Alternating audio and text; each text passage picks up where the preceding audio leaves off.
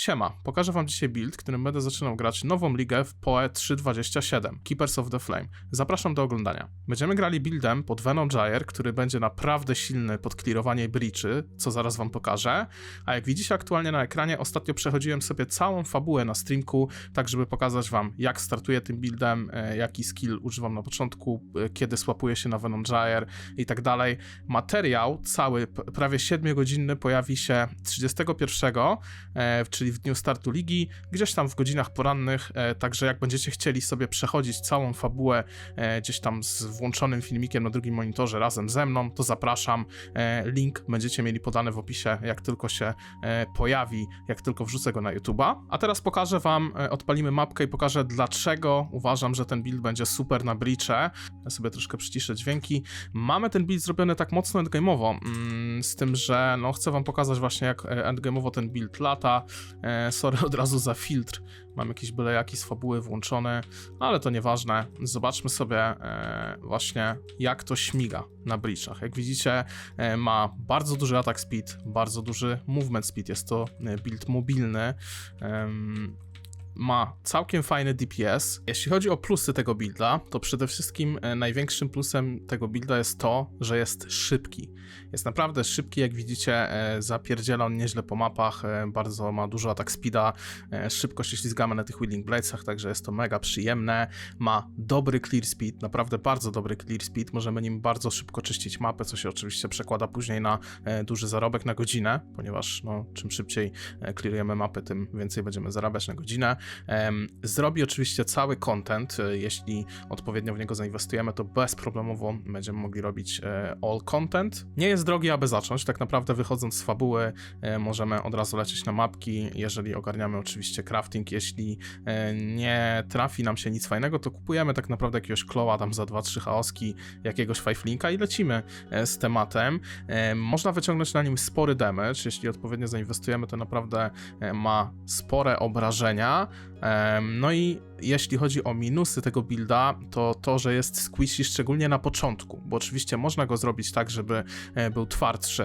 Jeśli zainwestujemy na nim w Mage Blooda i do tego na przykład flaszkę Progenesis, to w ogóle jest super, nie? Wtedy już z tą defensywą jest naprawdę przyzwoicie, no ale do tego momentu no to potrafimy być squishy, także na to trzeba zwrócić uwagę. Zmieńmy sobie ten filtr troszeczkę, może o właśnie, bo aż przeszkadza to.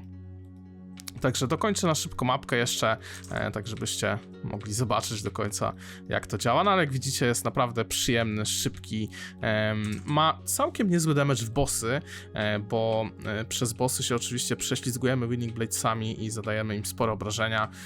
Oczywiście zależnie od tego, jak dobrze ten build zbudujemy, ile w niego zainwestujemy, ale jeśli chodzi o ten starter, to będzie on zrobiony tak, że w cenie już tak 5 do max 10 divine'ów będziemy mieli naprawdę solidny damage. Nasz Venom Gyre działa tak, że jak go używamy, to nabijamy sobie staki. Jak widzicie, tutaj nazbijają się takie staki i w momencie użycia Wheeling Bladesa te staki się uwalniają, żeby wypuścić pełno projectili. Czyli nie dość, że wypuszczamy projectile właśnie bijąc tym skillem, to później jak się przy Wheeling Bladesujemy, to wypuszczamy pełno projectili. To jest bardzo dobre do bicia bossów. Zobaczcie, zaczniemy sobie bić bossa, nabijamy staki i prześlizgujemy się przez niego i walimy mu wszystkie te projectile na łeb, dzięki czemu no oczywiście zadajemy ogromne obrażenia w bossy, co jest bardzo fajną opcją właśnie do zabijania bossów, trzeba o tym pamiętać. No to jest spoko, że ten skill jest ściśle właśnie powiązany z Wheeling Bladesami, bo Wheeling Bladesy to jest mój ulubiony movement skill w całej grze, bardzo jest przyjemny, szybki i działa bez zarzutów. Jeśli chodzi o postać, to gramy rangerką, robimy ją pod Deadeye, dlatego że między innymi ma 2 dodatkowe projectile, co jest bardzo fajną opcją tutaj. Bardzo fajną opcją jest też ten nowy graft, który de facto daje nam około 30% damage boosta, ponieważ daje on właśnie troszkę flat lightning damage'u i sprawia, że damage z hitów jest lucky, czyli fajnie też nam to boostuje damage. Warto o tym pamiętać. Ok, przejdźmy sobie do Path of Building i wyjaśnijmy w ogóle, na czym będzie to polegało.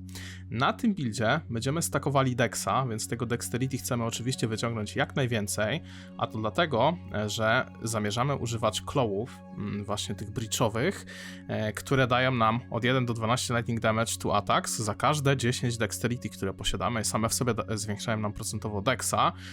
Jedynym problemem jest to, że tak naprawdę nie wiemy, jak rzadkie będą te clawy, bo do tej pory lecą one z breacha i nie są zbyt rzadkie, więc też nie są zbyt drogie. No a będziemy mieli zmiany w breachu, będzie nowy breach, także nie wiadomo tak naprawdę, czy coś zmienią w rzadkości dropienia tych clawów. Jeżeli coś zmienią, to oczywiście będziemy mogli sobie przejść nagranie tym moim starym setupem na Venomgyre, tym, którego pokazywałem wam przed chwilą, jak lataliśmy sobie mapkę właśnie tego na Omni, także nie jest to żadnym problemem. Na bieżąco polecam śledzić właśnie moje materiały i streamki, to wszystko będziecie wiedzieli, jak gramy. Zresztą będę robił update'y tam co dzień lub co 2 dni, co zmieniłem, dlaczego i tak dalej, więc jak będziecie grali tym samym starterem, to będziecie mogli to śledzić. Mamy tutaj oczywiście też maskę, która daje nam elemental damage za każde 10 dexa, do tego life za każde 10 inta. Używamy tutaj tego armora na procent dexa i do tego procent increase damage za każde 15 dexa i oczywiście Astramentis. I do tego będziemy chcieli dążyć tam powiedzmy w taki dzień 3 ligi, dzień 4 ligi, żeby taki sprzęcik już mieć. To będzie jakieś pewnie 5-10 divine'ów, no zależnie od cen w aktualnej lidze, ale nie wydaje mi się, żeby to było jakieś ultra drogie, także na spokojnie to sobie powinniśmy osiągnąć i to jest taki setup przed-headhunterowy. Taki setup, w którym właśnie będziemy zarabiali już na headhuntera bezproblemowo. I jak widzicie, na takim setupiku będziemy mieli całkiem spoko DPS, całkiem spoko EHP, full rezy, oczywiście Chaos Reza możemy gdzieś tutaj dorzucić, jak będziemy chcieli, to też nie jest problem. Evasion całkiem ok, oczywiście no zależnie jak tutaj konfiguracja jest ustawiona, jakie tam tiry robimy i tak dalej, nie? Suppress prawie 100%, to też tutaj te 5% to można gdzieś tam dobić w jakimś itemku, to też nie jest problem. Jeśli chodzi o Jewele, będziemy używali tutaj Brutal Restrainta, na nim chcemy trafić tak naprawdę jak najwięcej procentowych dexów i flat dexów. Tutaj mam bodajże 2 razy po 5% dexa i do tego raz flat dex i jeszcze tam jakieś procent HP się trafiły i tak dalej. No chcemy, tak jak mówię, jak będziecie szukali sobie Brutal Restrainta gdzieś tam na jakimś kalkulatorze tych Timeless Jeweli, to szukajcie jak najwięcej procent dexów, jak najwięcej flat dexów, bo to nam daje bardzo dużo damage'a. Drugim jewelem, jaki tutaj będę używał, to prawdopodobnie Watcher's Eye, jakiś zrobiony na attack damage, na precision i coś tam powiedzmy jeszcze. Można tutaj na przykład też pójść w Mind Drinkera i dołożyć do tego Inspired Learning, czyli tego jewela, który taki mini headhunter, nie? Tylko że z niebieskich mobów. Zrobiłem wam tutaj notatki, zarówno po polsku, jak i niżej po angielsku. W notatkach jest rozpisane tak naprawdę wszystko. Od pierwszego aktu po drugi, aż 3 do 10. Jakie używamy skille, na które one są level, jakie supporty.